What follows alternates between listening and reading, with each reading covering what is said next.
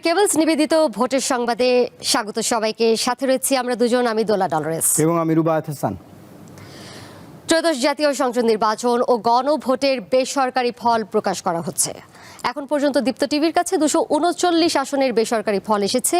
এর মধ্যে বিএনপি জয়ী হয়েছে 172টি আসনে, 52টি আসনে জয়ী হয়েছে জামায়াতের প্রার্থীরা। এছাড়া স্বতন্ত্র প্রার্থী পেয়েছে 5টি আসন। এর আগে বিচ্ছিন্ন কয়েকটি ঘটনা ছাড়া শান্তিপূর্ণভাবে ভোট গ্রহণ অনুষ্ঠিত হয়। নির্বাচন চলাকালে পৃথক ঘটনায় অসুস্থ হয়ে 6 জনের মৃত্যুর তথ্য পাওয়া গেছে। নির্বাচনের রাজনৈতিক দলগুলোর দিক থেকে কিছু অভিযোগ করা হয়েছে। সকাল 7:30টায় দেশের 299টি সংসদীয় আসনে একযোগে ভোট গ্রহণ শুরু হয়। বিকেল 4:30টা পর্যন্ত বিরতিহীনভাবে চলে ভোট গ্রহণ। এরপর শুরু হয় ভোট গণনা।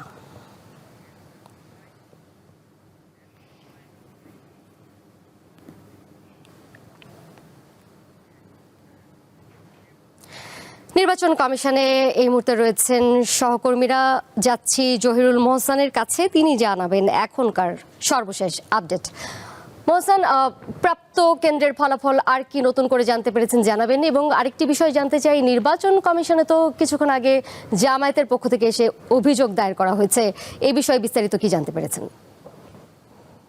দোলা, কিছুক্ষণ আগে ফলাফল ঘোষণায় কিছুটা বিরতি ছিল, আবার এই মাত্রই আবার ফলাফল ঘোষণা শুরু হয়েছে। আমরা দেখেছি রাত 1টার পর থেকেই আসনের পূর্ণাঙ্গ ফলাফল, চূড়ান্ত ফলাফল ঘোষণা শুরু হয়েছে বেসরকারিভাবে, এবং সেটি এখনও চলছে। আসলে আপনি বলছিলেন জামায়াতের কথা। জামায়াত কিছুক্ষণ আগে আসলে জামায়াতের প্রতিনিধি দল নির্বাচন কমিশনে আসে অভিযোগ জানাতে, এবং তাদের অভিযোগ রয়েছে বেশ কিছু আসনের ফলাফল আটকে রাখা নিয়ে। তারা বলছে যে ঢাকার বেশ কিছু আসনে যেখানে এখনও ফলাফল ঘোষণা করা হচ্ছে না, এবং আমরাও নির্বাচন কমিশনের সাথে খবর নিয়েছি, এখানে কিন্তু এখনও ঢাকার যেই আসনগুলো রয়েছে সেই আসনগুলোর ফল কিন্তু এখনও ঘোষণা করা হয়নি। এই বিষয়টি আসলে শিউলি শবনম কভার করেছেন আমাদের সহকর্মী। জামায়াত একটু আগে এলেন এবং তারা ব্রিফিংয়ে আসলে কি বলেছিলেন? হাসান, জামায়াতের সহকারী সেক্রেটারি জেনারেল এহসানুল মাহবুব জুবায়ের তিনি এসেছিলেন, এবং তিনি যেটা দাবি করেছেন, স্পষ্ট অভিযোগ করেছেন মূলত, সেটাই আমরা বলতে পারি যে তার মধ্যে নির্বাচন কমিশন তাদের যে রেজাল্ট ঘোষণা করছেন কিছুক্ষণ পরপর, সেই রেজাল্ট ঘোষণার পেছনে উনি আসলে সূক্ষ্ম কারসাজির অভিযোগ করেছেন। তিনি মনে করছেন এই যে ফলাফল ঘোষণা সেটা অনেক ধীর গতিতে হচ্ছে, এবং ধীরগতির ফলে তিনি বিশেষ করে তিনি জোর দিয়েছেন জামায়াতের আমির যে আসনটিতে আছেন সেই আসনের ফলাফল এখনও পর্যন্ত গণনা করা হয়নি, এবং সারা দেশে একইভাবে জামায়াত সমর্থিত প্রার্থীরা যেখানে আছেন সেসব আসনের ফলাফল তারা মনে করছেন তারা এগিয়ে থাকলেও নির্বাচন কমিশন বিশেষ একটা দলকে সুবিধা পাইয়ে দিতে তারা আসলে ফলাফল ঘোষণায় গড়িমসি করছেন, এরকম একটা অভিযোগ তিনি করেছেন। তো সেক্ষেত্রে আমরা গণমাধ্যম কর্মীরা তাকে প্রশ্ন করেছিলাম যে যদি তারা আসলে কোনো রকম ইঞ্জিনিয়ারিং বা কারচুপির অভিযোগ আছে তাদের, এরকম যদি তারা মনে করেন, সেক্ষেত্রে তারা আসলে ভোট বর্জন করবেন কিনা বা এরকম কিছু। জামাত ছাড়াও কিন্তু জামাত জোটের আরেকজন প্রার্থী রয়েছেন বাবনুল হক, তিনি এসেছিলেন। তিনি জামাতের আগে আসলে নির্বাচন কমিশনে আসেন, নির্বাচন কমিশনের যে সচিব রয়েছেন তার সাথে কথা বলেন, এবং সেখানে তিনি অভিযোগ জানিয়েছেন। তার দাবি হচ্ছে তার আসনের ভোট গণনার ক্ষেত্রে যে বাতিল ভোটগুলো রয়েছে সেগুলো পুনর্মূল্যায়নের তিনি দাবি জানিয়েছেন, এবং তিনি বলেছেন যে তার আসলে বেশ কিছু জায়গায় ভোটের যে ফল রয়েছে সেখানে আসলে কারচুপির ঘটনা ঘটেছে। এছাড়া জাল ভোটের অভিযোগও তিনি করেছেন। আমরা দেখেছি যে এনসিপির পক্ষ থেকে কিন্তু আসিফ মোহাম্মদ সজীব ভুঁইয়াও নির্বাচন কমিশনে এসেছেন, তবে তিনি এখানে কোনো কথা বলেননি। তিনি নির্বাচন কমিশনের সচিবের সঙ্গে দেখা করে কিন্তু তিনি চলে গেছেন। আমরা একটু আবার শিশু শব্দের কাছে চলে যাই যে এই যে রাজনৈতিক দলগুলো, 3টি দলের কিন্তু নেতারা এসেছেন ইসিতে, আসলে অভিযোগ জানিয়েছেন। নির্বাচন কিন্তু সারাদিন আমরা দেখেছি যে বিচ্ছিন্ন ঘটনা ছাড়া ভোট গ্রহণ কিন্তু অনেকটা শান্তিপূর্ণই হয়েছে, এবং নির্বাচন কমিশনও কিন্তু সেটা দাবি করেছে। এখন কিন্তু ফল গণনা নিয়ে কিন্তু রাজনৈতিক দলগুলো অভিযোগ জানিয়ে নির্বাচন কমিশনে আসছেন। এই বিষয়টা নিয়ে আপনি আসলে কীভাবে দেখছেন?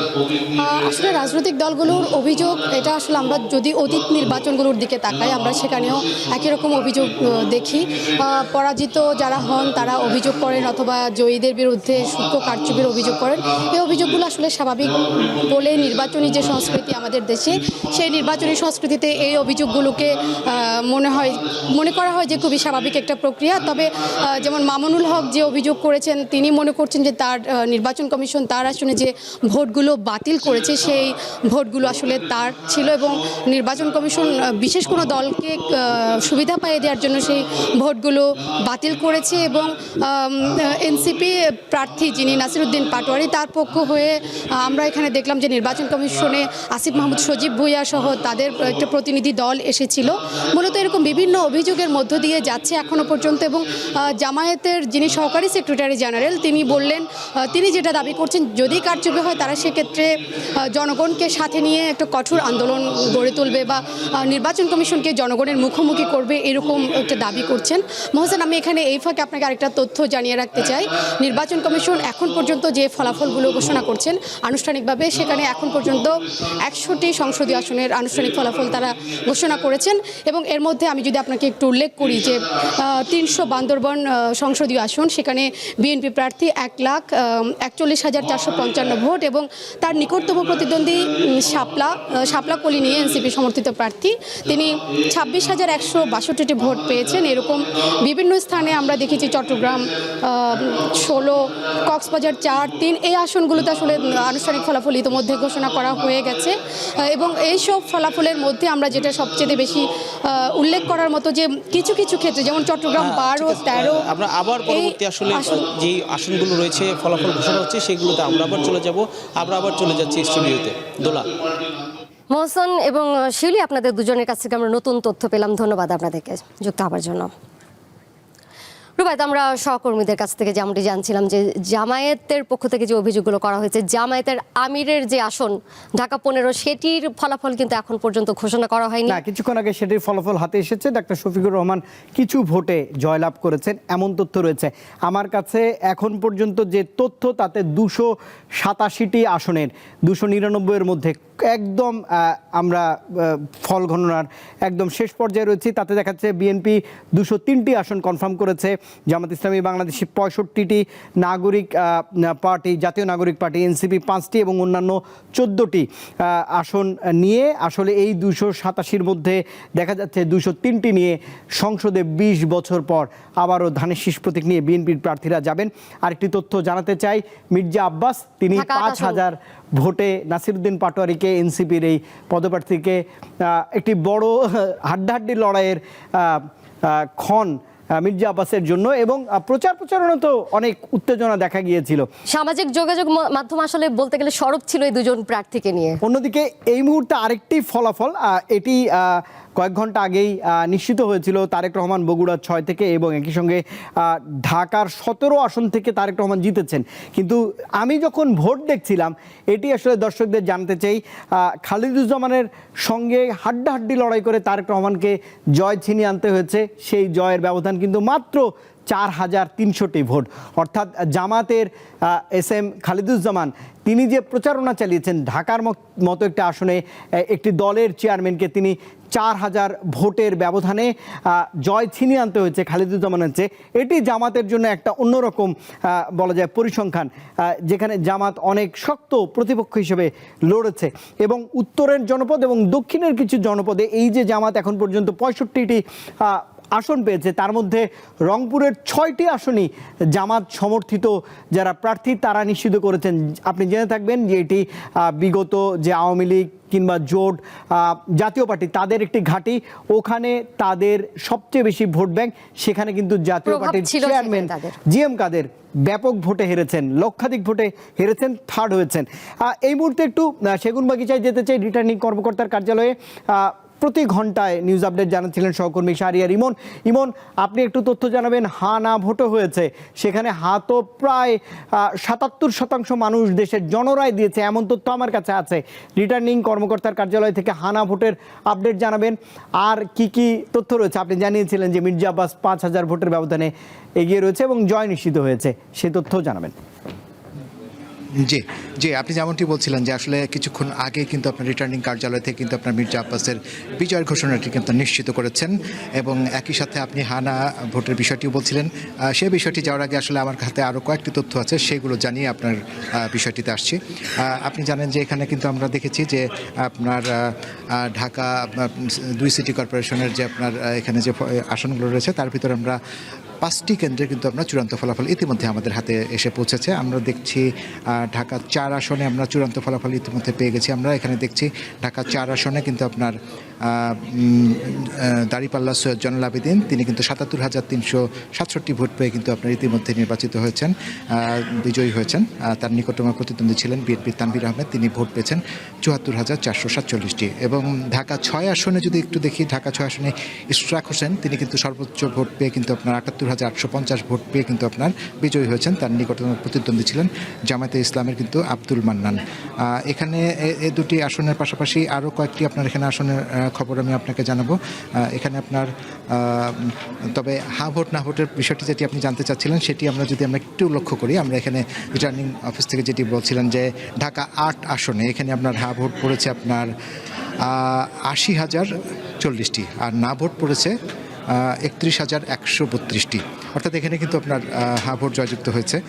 একই অবস্থা কিন্তু আমরা ঢাকা 17 আসনে দেখছি। 17 আসনে দেখছি আমরা এখানে হা ভোট পড়েছে আপনার ১,০৭,৭৩০টি, যার বিপরীতে না ভোট পড়েছে ৩০,৬০৬টি। ঢাকা 18 আসনেও যদি একটু তাকাই, 18 আসনে কিন্তু আপনার একই রকম চিত্র দেখব। একই রকম চিত্র বলতে আমরা এখানে দেখছি এখানে হা ভোট পড়েছে আপনার ১,১৯,৫১৭টি, যার বিপরীতে না ভোট পড়েছে ৬১,৮১০টি। সুতরাং বুঝতেই পারছেন যে হা ভোটই কিন্তু আপনার এখানে সব দিক দিয়ে এগিয়ে রয়েছে এই 3টি আসনের ক্ষেত্রে, যে 3টি পড়লাম।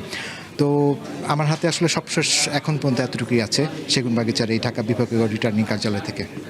নিশ্চয়ই শাহরিয়ার ইমন যেমনটা জানাচ্ছিলেন দর্শক, যে হা ভোটের জয় নিশ্চিত এমনটি প্রজেকশন অনুযায়ী বলা হচ্ছিল এবং সরকার বারবারই বলছিলেন যে এই ম্যান্ডেটটি আসলে জরুরি অন্তর্বর্তীকালীন সরকারের জন্য। সেখানে দেখা যাচ্ছে দেশের বেশিরভাগ মানুষ গণভোটে হাঁকে বিজয়ী করেছে। দোলা, আরেকটি তথ্য, যারা পরাজিত হয়েছেন এরকম দুটি আমার কাছে তথ্য রয়েছে।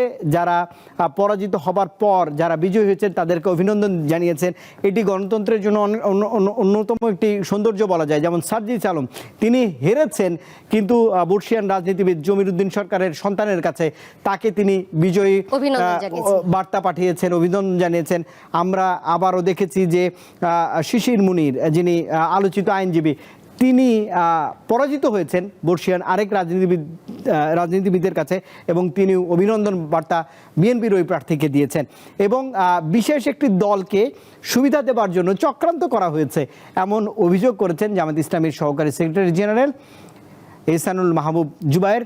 নির্বাচন কমিশনে অভিযোগ দায়ের করে এই মন্তব্য করেছেন জামায়াতের এই নেতা। বিশেষ একটি দলকে সুবিধা দেওয়ার জন্যই এই চক্রান্ত এবং ষড়যন্ত্রের জালটাকে বিস্তৃত করা হচ্ছে আমাদের কাছে মনে হয়েছে।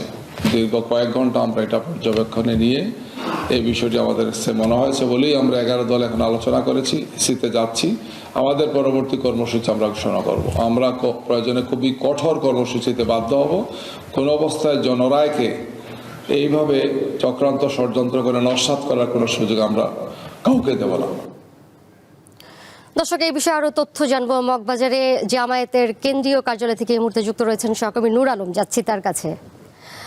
নূর আলম, আমরা শুনছিলাম যে মূলত মোটা দাগে বলতে গেলে ফলাফল ঘোষণায় যে ধীরগতি সেটি তাদের মূল অভিযোগের একটি। এছাড়া আর কোন কোন বিষয়ে তারা অভিযোগ করছেন?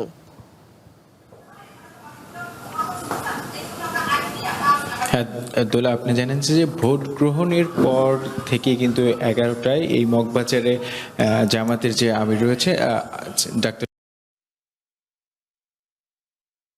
পথে কিন্তু হেঁটেছেন জামাত। সেক্ষেত্রে আমরা যেটা দেখেছি যে কিছুক্ষণ আগে অর্থাৎ নির্বাচন কমিশন আছে জানেন যে এই মুহূর্তে প্রতিটি আসনে যেখানে ফলাফল নির্ধারণ করা হচ্ছে এবং সেখানে কিন্তু জামাতের যে 4 জন প্রতিনিধি সদস্য তারা গিয়েছে নির্বাচন কমিশনের কাছে যে তাদের যে অভিযোগগুলো রয়েছে যেমনটা আমরা এর আগে যে প্রতিবেদনটা আসলে দেখছিলাম, সেই একটি চিত্র নিয়ে কিন্তু সেখানে যাওয়া হয়েছে এবং তারা একটি বলছে যে আসলে এই নির্বাচন কমিশনের যে ধীরগতি এবং নির্বাচনের যে ফলাফল প্রকাশ, সেক্ষেত্রে তারা একটি ষড়যন্ত্রে আভাস পাচ্ছেন এবং তারা বেশ কিছু আসন কিন্তু তারা চিহ্নিত করে কিন্তু আসলে তারা বলেছে, যেমন ঢাকা ৮ আসন এবং ঢাকা ১৭ সহ বেশ কিছু আসন কিন্তু তারা চিহ্নিত করেছেন এবং তারা বলেছেন যে নির্বাচন কমিশনের সেখানে গেছেন, নির্বাচন কমিশনের ৪ সদস্যের মধ্যে রয়েছেন জামায়াত ইসলামী সহকারী সেক্রেটারি জেনারেল এহসানুল মাহবুব জুবাইর এবং বাংলাদেশ ছাত্র শিবিরের সভাপতি রয়েছেন আরেকজন সহকারী সেক্রেটারি জেনারেল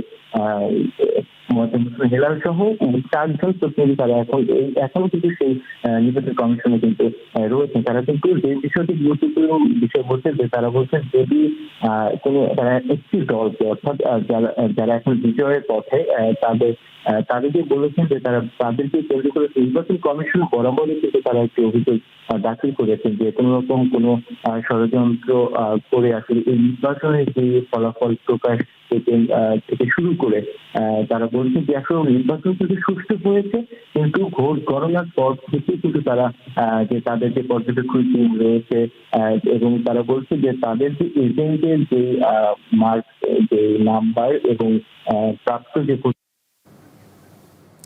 নূর আলম, আপনাকে ধন্যবাদ আমাদের সাথে যুক্ত হবার জন্য।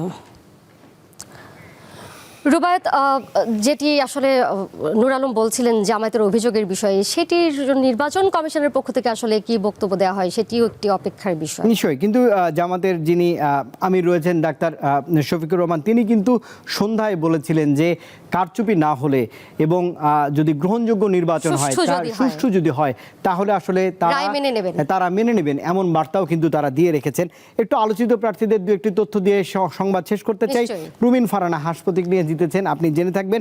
এবং একই সঙ্গে বান্দরবনে বিএনপির প্রার্থীর জয় হয়েছে, কিন্তু সেখানে না ভোট বিজয় হয়েছে পাহাড়ি এই জনপদে, এমন তথ্য এই মুহূর্তে এসেছে। পোস্টাল ব্যালটে ভোটের জোয়ার, ৮০% বেশি ভোট কাস্টিং হয়েছে, এটি ইসি কিছুক্ষণ আগে জানিয়েছে। এই ছিল আসলে আমার কাছে সবশেষ আপডেট। রুবায়েত, আমাদের এই মুহূর্তের সময় একেবারেই শেষ, আমরা দর্শকদের কাছ থেকে বিদায় নিতে যাচ্ছি। দর্শক, এই ছিল বিআরবি কেবলস নিবেদিত ভোটের সংবাদ। আমরা পরবর্তী সংবাদ নিয়ে ঠিক ৫টায় ফিরছি। এই দুজনে নিশ্চয়ই সাথে থাকবেন।